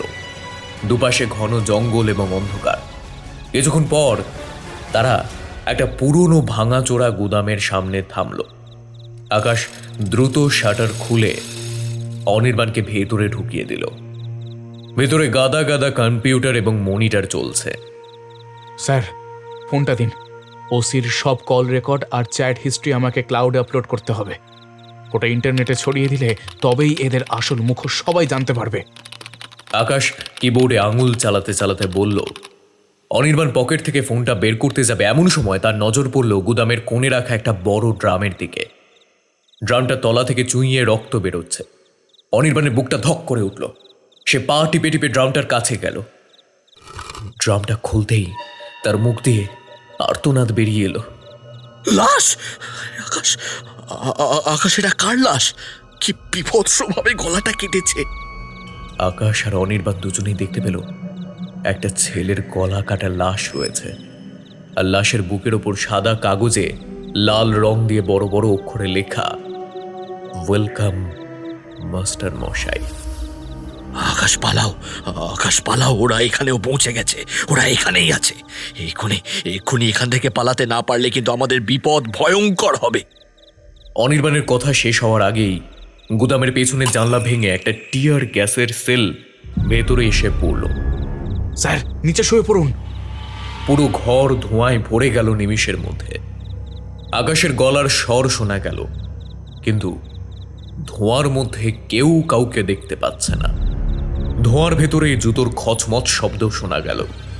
অনির্বাণ চোখ মুছতে মুছতে দেখল ধোঁয়ার আড়াল থেকে হেঁটে আসছে আরিফ, আর তার হাতে একটা সাইলেন্সার লাগানো পিস্তল। তার পেছনে ওসি এবং আরো 3 জন সশস্ত্র লোক। আরিফ ঠান্ডা গলায় বলে উঠল, অনির্বাণবাবু, আপনি বড্ড বেশি পরিশ্রম করে ফেলেছেন। অঙ্কটা আসলে খুব সহজ ছিল। রত্না মারা গেছে, আকাশের বন্ধু মারা গেছে, এবার আপনার পালা। রত্নার ফোনটা দিয়ে দিন। আমি কথা দিচ্ছি, বেশিক্ষণ কষ্ট দিয়ে আপনাকে মারব। অনির্বাণ মেঝের ওপর পড়ে থাকা একটা কাঁচের টুকরো তুলে নিয়ে শক্ত করে ধরল। আরিফ এগিয়ে যেতেই মনিটরগুলোর স্ক্রিন লাল হয়ে উঠল হঠাৎ, আর ঠিক তখনই হঠাৎ সাইরেনের শব্দে ঘরটা কেঁপে উঠল। তবে সেই ঘরের মধ্যে আকাশ কোথাও যেন লুকিয়ে পড়েছিল। আরিফ সাহেব, আপনি দেরি করে ফেলেছেন যে। রত্না ম্যাডামের ফোনের সব ডেটা আমি অলরেডি ডিলিট করে দিয়েছি। আকাশের কথা শুনে গর্জে উঠল আরিফ। মিথ্যে বলছিস হারামি! ওর মোবাইলটা দিয়ে দে, দিয়ে দে বলছি। ডিলিট করেছি কারণ ওটা আমি দিল্লির স্পেশাল ফোর্সেস সার্ভারে পাঠিয়ে দিয়েছি। আর মাত্র 5 মিনিট পুরো দেশ জেনে যাবে আপনারা আসলে কারা। আকাশের গলায় তখন আত্মবিশ্বাসের সুর। আরিফ খেপে গিয়ে ওসির দিকে তাকালো। ওকে ওকে খুঁজে বের কর, এক্ষুনি এক্ষুনি ওকে খুঁজে বের কর। অনির্বাণ দেখল ওসি আর লোকগুলো আকাশের সন্ধানে গুদামের ভেতরে ছড়িয়ে পড়ল। আরিফ এখন একা, অনির্বাণের ঠিক সামনে দাঁড়িয়ে। অনির্বাণের হাতে ধরা কাঁচের টুকরোটা তখন ঘামে ভিজে গেছে। সে জানে এটাই তার শেষ সুযোগ। আরিফ হাসল। হ্যাঁ, আকাশ হেডকোয়ার্টারে ডেটা পাঠাতে পারে, কিন্তু আপনাকে বাঁচাতে পারবেন। সেই পিস্তলের সেফটি ল্যাচটা খুলল। ঠিক সেই মুহূর্তে অনির্বাণ আর দেরি করল না, ঝাঁপিয়ে পড়ল আরিফের ওপর। অনির্বাণ কোনো যোদ্ধা নয় ঠিকই, কিন্তু দেওয়ালে পিঠ থেকে গেলে ভীরু মানুষও বাঘ হয়ে ওঠে। সে কাঁচের টুকরোটা নিয়ে পাগলের মতো আরিফের হাতের ওপর চালিয়ে দিল।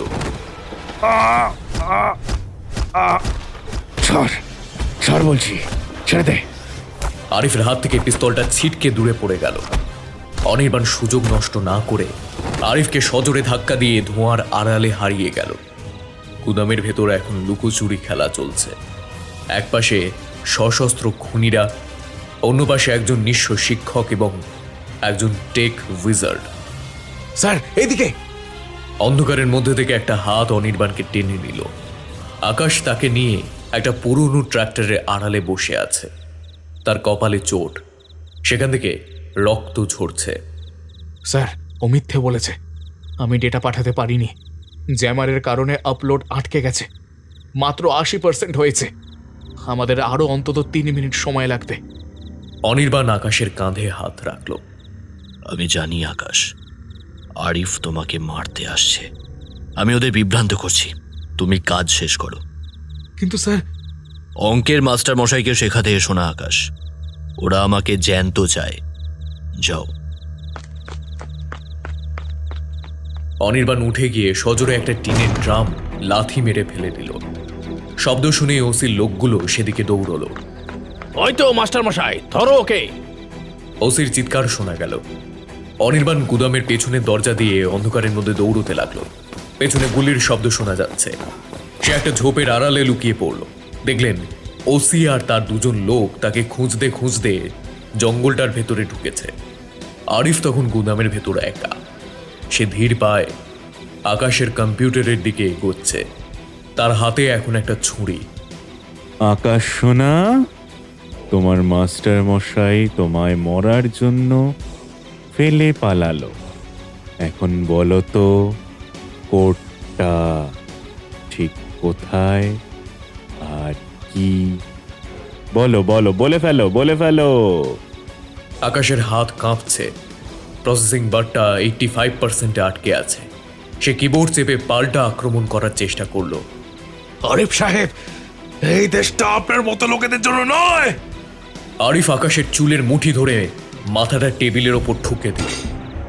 দেশ? কোন দেশ? যে দেশ তোমায় এক টুকরো স্মৃতির জন্য লড়িয়ে মারে, তার চেয়ে আমার সঙ্গে হাত মেলাও, অনেক অনেক টাকা পাবে।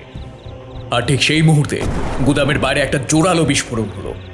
ওসির জিপটাতে কেউ আগুন ধরিয়ে দিয়েছে। আগুনের আলোয় পুরো এলাকাটা দিনের মতো ভরসা হয়ে উঠল। আরিফ চমকে জানলার দিকে তাকাতেই দেখল আগুনের শিখার সামনে দাঁড়িয়ে আছে অনির্বাণ। তার হাতে একটা মোলোটিভ ককটেল, যা সে গ্যারেজের সাজ সরঞ্জাম দিয়ে চটজলদি বানিয়ে ফেলেছে। আরিফ সাহেব! অনির্বাণের গলা এবার কাঁপছে না, বরং তাতে অদ্ভুত এক তেজ। অঙ্কের একটা টার্ম আছে, জিরো। আজ আপনার সব পরিকল্পনা জিরো হয়ে যাবে। অনির্বাণ দ্বিতীয় বোতলটা আরিফের পায়ের কাছে ছুঁড়ে মারল। দাউ দাউ করে আগুন জ্বলে উঠল আরিফের চারিদিকে। আকাশ, এখন! অনির্বাণ চিৎকার করে উঠল। আকাশের স্ক্রিনে সবুজ লেখা ভেসে উঠল, আপলোড কমপ্লিট। দিল্লির কন্ট্রোল রুমে রত্না রেকর্ড করা ওসির স্বীকারোক্তি এবং নীল ঈগলের সব নথিপত্র পৌঁছে গেছে। কিন্তু বিপদ কাটেনি। আগুনের ভেতর থেকে দানবের মতো বেরিয়ে এলো আরিফ। তার জামায় আগুন লেগেছে, কিন্তু চোখে খুনের নেশা। সে পকেট থেকে একটা রিমোট বার করলো। ডেটাটা পাঠিয়ে দিয়েছো? হ্যাঁ, বেশ করছো। কিন্তু কিন্তু এই রিমোটের বোতামটা টিপলেই 15 মিনিট পর পাওয়ার গ্রিডটা সেরফ ধুলোয় মিশে যাবে। আমি মরলেও শহরটাকে শ্মশান বানিয়েছে। অনির্বাণ আর আকাশ স্তব্ধ হয়ে রিমোটটার দিকে তাকিয়ে রইল। আগুনের লেলিহান শিখা আরিফের পেছনে এক বিভীষিকা তৈরি করেছে। তার দগ্ধ চামড়ার গন্ধ ঘরের বাতাসে মিশে গেছে, কিন্তু তার হাতটা রিমোটটার উপর স্থির। লাল রঙের একটা ছোট্ট এলইডি আলো ব্লিঙ্ক করছে, যেন কোনো দানবের হৃৎপিণ্ড। এটা টাইমার রিমোট অনির্বাণ বাবু। আরিফ হিসেসিয়ে বললেন, বোতামটা আমি টিপে দিয়েছি। ঠিক 15 মিনিট পুরো শহরটা অন্ধকারে ডুবে যাবে, আর সেই অন্ধকারেই শুরু হবে আমাদের আসল খেলা। আকাশ ঝাঁপিয়ে পড়তে চাইল, কিন্তু আরিফ তার পকেট থেকে একটা ছোট্ট গ্রেনেড বার করলো। এক পাও এগোবি না। আমার হারাবার কিছু নেই, কিন্তু কিন্তু তোদের আছে। অনির্বাণ শান্ত চোখে আরিফের দিকে তাকালো। সে জানে আরিফ এখন উন্মাদের মতো কাজ করছে। সে ধীর গলায় বলল, পাওয়ার গ্রিড উড়লে আপনার লাভ কি আরিফ সাহেব? আপনিও তো এই শহরেরই কোনো গলিতে বড় হয়েছেন। আমি কোনো গলিতে বড় হইনি, আমি বড় হয়েছি লাঞ্ছন। আরিফের চিৎকার গুদামের ছাদে প্রতিধ্বনিত হলো। যে সিস্টেম আমাকে রিজেক্ট করেছে, সেই সিস্টেমকে আমি ধুলোয় মিশিয়ে দেব। হঠাৎ গুদামের বাইরে থেকে ভারী বুটের শব্দ এবং চিৎকার শোনা গেল। ওসি আর তার লোকগুলো আগুন দেখে ফিরে এসেছে। ওসি হন্তদন্ত হয়ে ভেতরে ঢুকলেন, তার হাতে সার্ভিস রিভলভার। আরে ভাই, জিপ চলে গেছে, সব শেষ। পুলিশ হেডকোয়ার্টার থেকে মেসেজ এসেছে, আমাদের উপর নজরদারি শুরু হয়েছে। ওসির গলায় চরম আতঙ্ক। আরিফ ওসির দিকে না তাকিয়ে বললেন, ভয় নেই, ভয় নেই। 15 মিনিট পর সব বদলে যাবে। আগে দুটো আপদকে শেষ করব। ওসি পিস্তলটা অনির্বাণের দিকে তাক করতেই আকাশ একটা ভারী ল্যাপটপ ব্যাটারি ওসির মুখে ছুঁড়ে মারল। লক্ষ্যভ্রষ্ট হয়ে ওসির গুলিটা ছাদের টিন ফুটো করে বেরিয়ে গেল। এই সুযোগে অনির্বাণ ঝাঁপিয়ে পড়ল আরিফের ওপর। ধস্তাধস্তির মাঝখানে রিমোটটা আরিফের হাত থেকে ছিটকে ড্রেনের ভেতরে পড়ে গেল। আরিফ পাগলের মতো হাসতে লাগলো।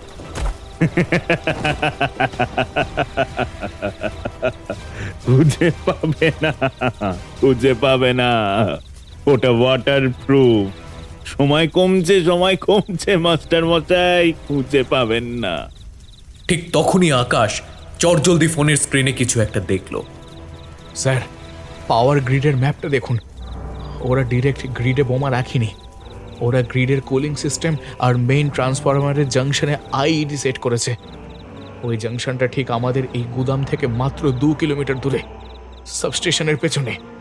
অনির্বাণ আরিফকে ছেড়ে দিয়ে আকাশের দিকে তাকালো। রিমোটের সিগন্যাল কি কাটা যাবে না? না স্যার, ওটা লো ফ্রিকোয়েন্সি সিগন্যাল, আমাদের ওখানে গিয়ে ম্যানুয়ালি ডিফিউজ করতে হবে। আকাশ অনির্বাণকে টেনে তুলল। ওদিকে ওসি তার পিস্তলটা মেঝের ওপর খুঁজছে। অনির্বাণ পাশ থেকে একটা লোহার রড তুলে ওসির মাথায় সজোরে আঘাত করল। ওসি নিস্তেজ হয়ে মাটিতে লুটিয়ে পড়লেন। আরিফ তখন দেওয়াল ধরে ওঠার চেষ্টা করছে। অনির্বাণ তার চোখের দিকে তাকিয়ে বলল, অঙ্কটা এবার মিলিয়ে নিন আরিফ সাহেব, আমরা যাচ্ছি আপনার ড্রিম প্রজেক্ট ধ্বংস করতে। যাও যাও, কিন্তু পৌঁছতে পারবেন। পথে আমার লোকেরা ওত পেতে আছে, যাও। আরিফ রক্তাক্ত মুখে হাসল। অনির্বাণ আর আকাশ গুদামের পেছনের দরজা দিয়ে বেরোতেই দেখল আকাশের বাইকটা কেউ চুরমার করে দিয়েছে। এখন তাদের হাতে মাত্র 10 মিনিট, আর সামনে ধুধু করা অন্ধকার রাস্তা। হঠাৎ দূরে একটা ইঞ্জিনের আওয়াজ শোনা গেল। একটা মালবাহী লরি ধীর গতিতে এগিয়ে আসছে। অনির্বাণ আকাশের দিকে তাকিয়ে বলল, লরিটা আটকাতেই হবে, আমাদের কাছে আর কোনো উপায় নেই। রাস্তার মোড়ে লরিটা গু গু করে আওয়াজ করে আসছিল। অনির্বাণ রাস্তার মাঝখানে দুহাত তুলে দাঁড়িয়ে পড়ল। লরিটা তীব্র ব্রেক কষল। চালক মাথা বের করে খিস্তি দিয়ে উঠল। আরে কি করছেন জনমশাই? হ্যাঁ, মরতে চান নাকি? চলো সামনে থেকে। অনির্বাণ দৌড়ে গিয়ে চালকের জানলার কাছে দাঁড়ালো। ভাই, খুব বিপদ, আমাদের সাবস্টেশন পর্যন্ত যেতেই হবে, দেশের সম্মান জড়িয়ে আছে এর সঙ্গে। চালক অবাক হয়ে তাকালো। কি বলছেন এসব? হ্যাঁ, আবল তাবল কি বকছেন? শুনুন তো। আকাশ পেছন থেকে এসে লরির চালকের কলার চেপে বসল। তার হাতে ওসির সেই পিস্তলটা। বক বক করার সময় নেই, লরি থেকে নামুন, নইলে খুলি উড়িয়ে দেব। চালক ভয়ে ভয়ে কাঁপতে কাঁপতে নেমে পড়ল। আকাশ ড্রাইভিং সিটে বসে ইঞ্জিন স্টার্ট দিল। অনির্বাণ পাশের সিটে উঠল। আকাশ, লরি চালাতে পারো তো? অনির্বাণ সিট বেল্ট শক্ত করে ধরলেন। গেমস অনেক চালিয়েছে স্যার, তবে বাস্তবে এই প্রথম। আকাশ গিয়ার বদলে অ্যাক্সিলেটরে চাপ দিল। লরিটা একটা দানবের মতো গর্জন করে ছুটতে লাগলো। টাইমারে আর মাত্র 8 মিনিট। হঠাৎ পেছনে দুটো বাইকের হেডলাইটের আলো দেখা গেল। নীল ইগলে সেই খুনিরা তাড়া করছে। জানলা দিয়ে গুলি এসে লরির কাঁচ ভেঙে চুরমার করে দিল। নিচু হন স্যার। আকাশ চিৎকার করে বলল। অনির্বাণ নিচু হয়েও পাশের আয়না দেখল বাইকগুলো একদম লরির গা ঘেঁষে আসছে। সে ড্যাশবোর্ডের ওপর রাখা একটা বড় রেঞ্জ খুঁজে পেল। আকাশ, লরিটা একটু ডান দিকে চাপাও। অনির্বাণ জানলার বাইরে মাথা বের করলো। কি করছেন স্যার? ওরা গুলি করবে। চাপাও বলছি। আকাশ লরিটা ডানে সজোরে কাটল। একটা বাইক নিয়ন্ত্রণ হারিয়ে রাস্তার ধারে গাছে গিয়ে ধাক্কা খেল, কিন্তু অন্য বাইকটা থেকে একজন লাফিয়ে লরির পেছনের পাদানিতে উঠে পড়ল। পরের মুহূর্তেই লরির পেছনের জানলার কাঁচ ভেঙে একটা হাত ভেতরে ঢুকে অনির্বাণের গলা চেপে ধরল। মাস্টার মশাই, হিসেব এবার আমি চুকিয়ে দেব। লোকটার হাতে চকচকে ছুরি। অনির্বাণ যন্ত্রণায় নীল হয়ে যাচ্ছে। সে কোনো মতে রেঞ্জটা তুলে লোকটার হাতের ওপর মারল। লোকটার বাঁধন আলগা হতেই অনির্বাণ কুনুই দিয়ে সজোরে নাকে মারল ওর। লোকটা লরি থেকে ছিটকে আছড়ে পড়ল। সাব্বাস স্যার। আকাশ ঘামতে ঘামতে বলল, কিন্তু দেখুন সামনে। সাবস্টেশনের গেটটা বন্ধ, আর সেখানে দাঁড়িয়ে রয়েছে 4-5 জন সশস্ত্র লোক। তাদের মাঝখানে দাঁড়িয়ে ফোন কানে নিয়ে আরিফ সাহেবের একজন প্রধান সাগরে। অনির্বাণ দাঁতে দাঁত চেপে বলল, আকাশ, থামিও না, গেট ভেঙে ভেতরে ঢোকাও। স্যার, মারা পড়বো দুজনেই। স্বাধীনতা অমনি আসে না আকাশ, ধরো শক্ত করে।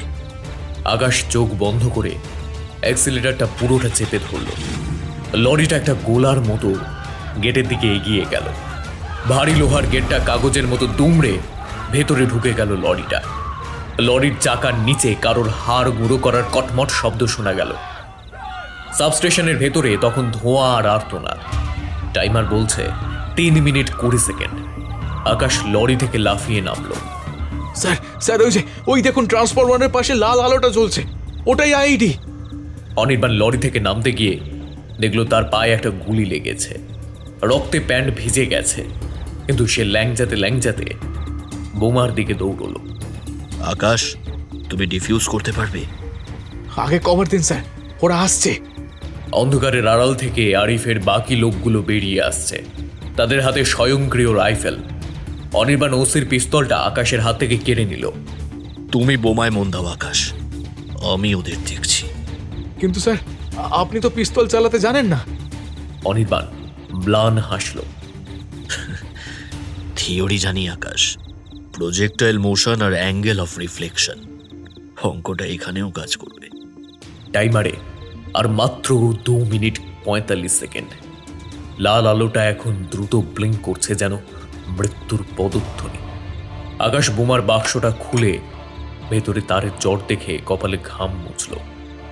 স্যার, এটা তো সিগন্যাল ট্র্যাপ। একটা ভুল তার কাটলেই সাথে সাথে ব্লাস্ট হবে। আমাকে সার্কিটটা রিড করতে দিন। আগে একটু ভালো করে রিড করতে হবে এটাকে।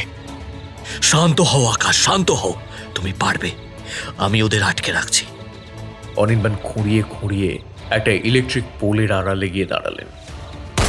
অন্ধকারের ভেতর থেকে গুলির ঝিলিক শোনা গেল। বুলেটের আঘাতে ট্রান্সফরমারের ধাতব গায়ে স্ফুলিঙ্গ ছিটকে উঠেছে। অনির্বাণ তার চশমাটা একবার মুছে নিল। সামনে 4 জন লোক 2 দিক দিয়ে তাকে ধরার চেষ্টা করছে। হিজবুল, এই মাস্টারটাকে খতম কর, আমি ছোকরাটাকে দেখে নিচ্ছি। ওপাশ থেকে একজন কর্কশ গলায় চিৎকার করল। অনির্বাণ তার অঙ্কের মাথা কাজে লাগালো। সে দেখল সরাসরি গুলি চালিয়ে এদের সঙ্গে জেতা সম্ভব নয়। তার কাছে মাত্র 5টা গুলি রয়েছে। সে লক্ষ্য করল সাবস্টেশনের একটা হাই ভোল্টেজ তারের হুক কিছুটা আলগা হয়ে ঝুলছে। ওই তারটা যেখানে গিয়ে মিশেছে তার নিচেই শত্রু দাঁড়িয়ে।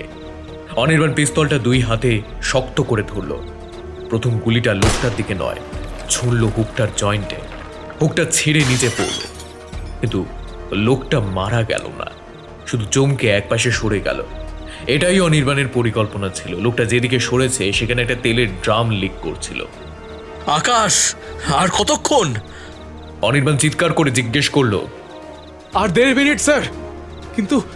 কিন্তু এই নীল তারটা আর সবুজ তারটা প্যারালাল আছে, কোনটাকে ডিসকানেক্ট করতে হবে বুঝতে পারছি না। আকাশের গলা কাঁপছে। অনির্বাণ দ্বিতীয় গুলিটা চালালো তেলের ড্রামের নিচে। ঘর্ষণে আগুন জ্বলে উঠল। আগুনের শিখা শত্রুদের আর অনির্বাণের মাঝখানে একটা দেওয়াল তৈরি করল।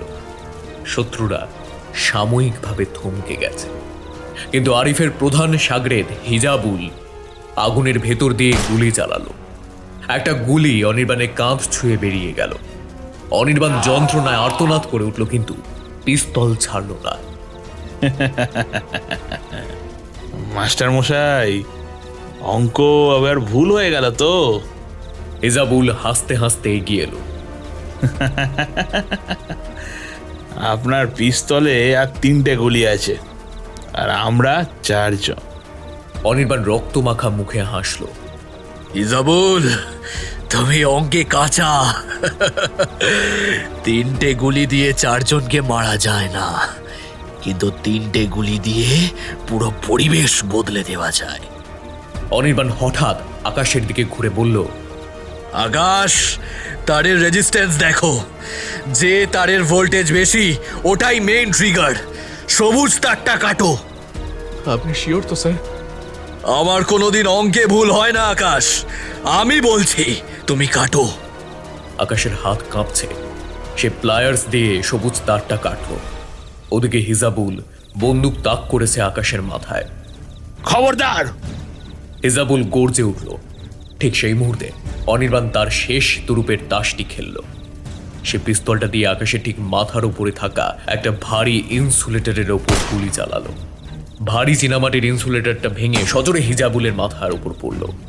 হিজাবুল লুটিয়ে পড়তেই আকাশ ক্যাচ করে সবুজ তারটা কেটে দিল। টাইমারটা 00.5 সেকেন্ডে এসে থমকে গেল। লাল আলোটা নিভে একটা সবুজ আলো জ্বলে উঠল। পুরো সাবস্টেশন হঠাৎ নিস্তব্ধ। আকাশ ঝপ করে মাটিতে বসে পড়ল। হয়ে গেছে স্যার, হয়ে গেছে, আমরা পেরেছি স্যার, আমরা পেরেছি। কিন্তু অনির্বাণ হাসতে পারল না। সে দেখল অন্ধকারের ভেতর থেকে আরো কিছু ছায়া এগিয়ে আসছে, আর তাদের হাতে এবার বড় কোনো মারণাস্ত্র। হঠাৎ ফোনের স্পিকার থেকে একটা যান্ত্রিক শব্দ ভেসে এলো। আরিফের গলা। সাবাস অনির্বাণ বাবু, সাবাস। বোমটা নিষ্ক্রিয় করলেন, কিন্তু আপনারা যে লরির ভেতর ঢুকেছেন সেই লরির পেছনের কন্টেনারে কি আছে দেখেছেন কি? অনির্বাণের বুকটা হিম হয়ে গেল। তিনি লরিটার দিকে তাকালেন। লরিটার পেছনের পাল্লাটা ধীরে ধীরে খুলে যাচ্ছে। অনির্বাণ আর আকাশের শিরদাঁড়া দিয়ে একটা হিম শীতল স্রোত বয়ে গেল। ভেতরে কোনো অস্ত্রধারী লোক নেই, বরং রাখা আছে একটা বড় চেম্বার, যার ভেতরে হালকা নীলচে রঙের গ্যাস ভর্তি সিলিন্ডার। সিলিন্ডারের গায়ে বড় বড় অক্ষরে লেখা ভিএক্স নার্ভ এজেন্ট। স্পিকার থেকে আরিফের অট্টহাসি ভেসে এলো। বোমটা শুধু একটা টোপ ছিল অনির্বাণ বাবু, আসল পরিকল্পনা ছিল এই লরিটা। আপনারা নিজেরাই ওটার সাবস্টেশনে ভেতরে ঢুকে বসেছেন। এখন ওখান থেকে ভেন্টিলেশনে ফ্যানগুলো চলছে, ওইগুলো যে বিষাক্ত গ্যাস পুরো শহরে ছড়িয়ে দেবে এই মাত্র 10 মিনিট মাস্টার মশাই। তারপর পুরো শহরটা একটা বিশাল শ্মশান হয়ে যাবে। আকাশ চেঁচিয়ে উঠল, হারামি, তুই তো এই গ্যাসেই মরবি। আমি অনেক দূরে আকাশে, আমার হাতে রিমোট রিলিজ। এখন বলো, মাস্টার মশাইয়ের অঙ্কটা কি এবার ঠেকাতে পারবে? আরিফের গলাটা ফোনের ওপার থেকে যান্ত্রিকের মতো শোনালো। আকাশ পাগলের মতো সিলিন্ডারের কাছে দৌড়ে গেল। স্যার, স্যার, এটা তো ডিজিটাল লক।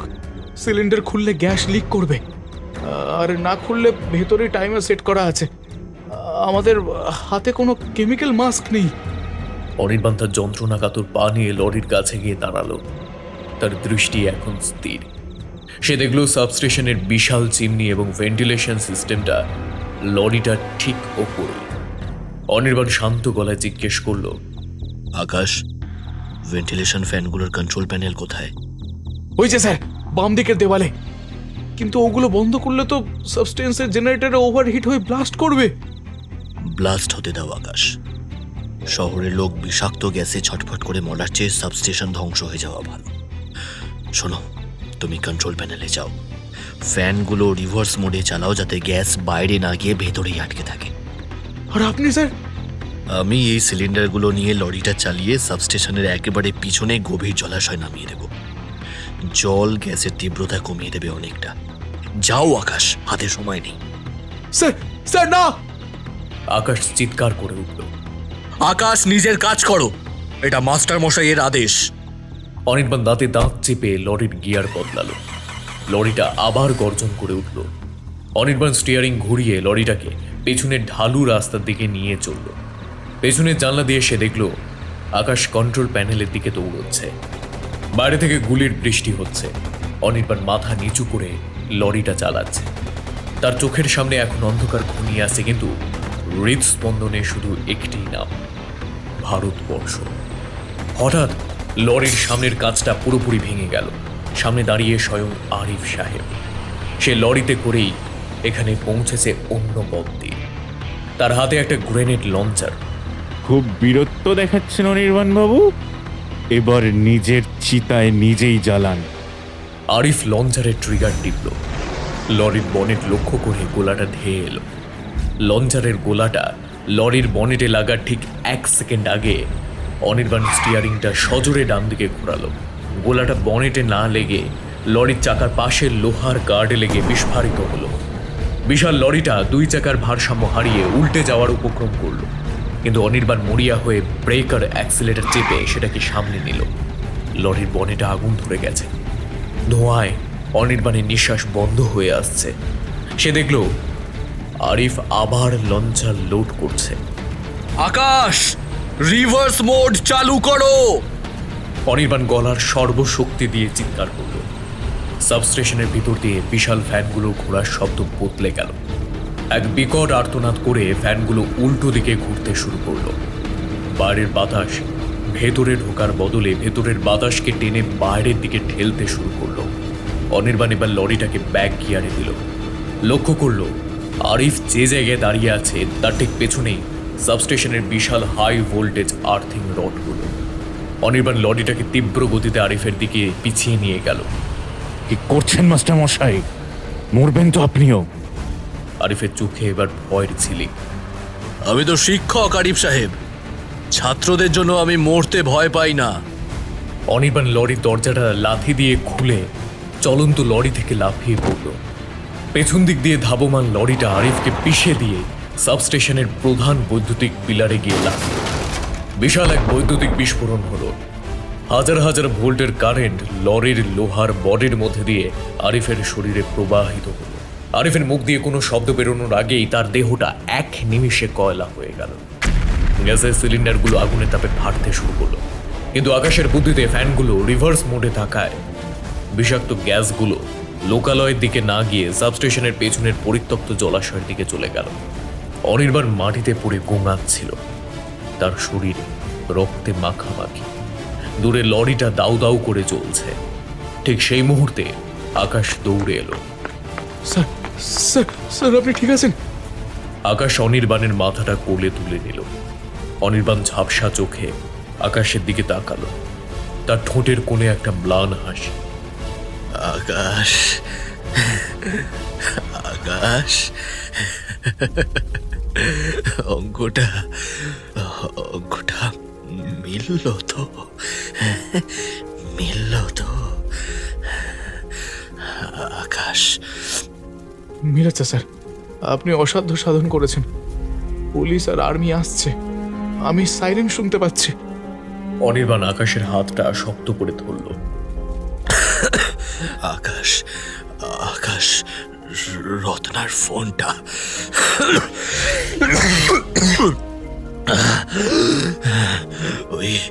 ওই ফোনের রেকর্ডগুলো যেন মুছে না যায়। ওটা ছাড়া আমি আর রত্না খনি হয়ে থেকে যাব, খনি হয়ে থেকে যাব ওটা ছাড়া। কিচ্ছু হবে না স্যার, কিচ্ছু হবে না।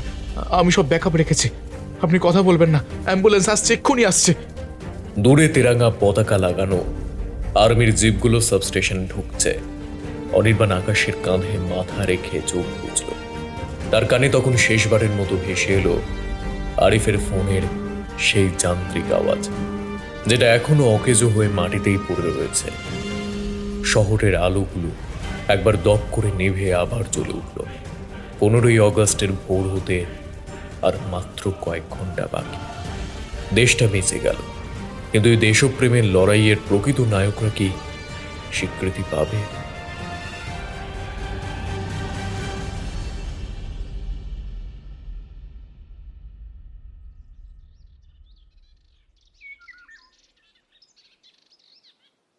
হাসপাতালের সাদা দেওয়ালগুলো ভোরের আলোয় যেন একটু বেশি ফ্যাকাশে লাগছে।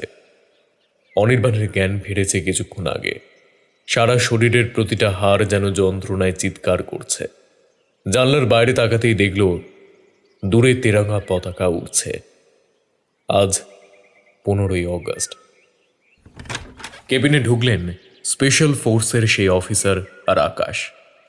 আকাশের চোখে আনন্দ আর বিষাদ দুটোই অদ্ভুতভাবে মিশে আছে। অফিসার অনির্বাণের বিছানাটার পাশে এসে গম্ভীর হয়ে দাঁড়ালেন। তারপর সোজা হয়ে দাঁড়িয়ে একটা কড়া স্যালুট দিলেন। মাস্টারমশাই, দেশ আপনার কাছে ঋণী। আরিফ আর তার পুরো স্লিপার সেলটা এখন ইতিহাসের আবর্জনা। আজ সকালে ওসির বাড়ি থেকে আরো 3 জনকে গ্রেপ্তার করা হয়েছে। অনির্বাণ খুব ধীর গলায় জিজ্ঞেস করলেন, রত্না, ওর মা কি কিছু জানতে পেরেছে? আকাশ উত্তর দিল, হ্যাঁ স্যার, রত্নার মাকে বলা হয়েছে তার ছেলে দেশের এক গোপন অভিযানে বীরের মতো লড়তে গিয়ে শহীদ হয়েছে। তাকে সরাসরি সম্মান আর পেনশন দেওয়া হচ্ছে। কিন্তু আকাশ একটু থামল। কিন্তু কি আকাশ? অনির্বাণ উৎসুক হয়ে বলল। অফিসারটি দীর্ঘশ্বাস ফেলে বললেন, কিন্তু আপনার নামটা আমরা কোথাও দিতে পারছি না স্যার।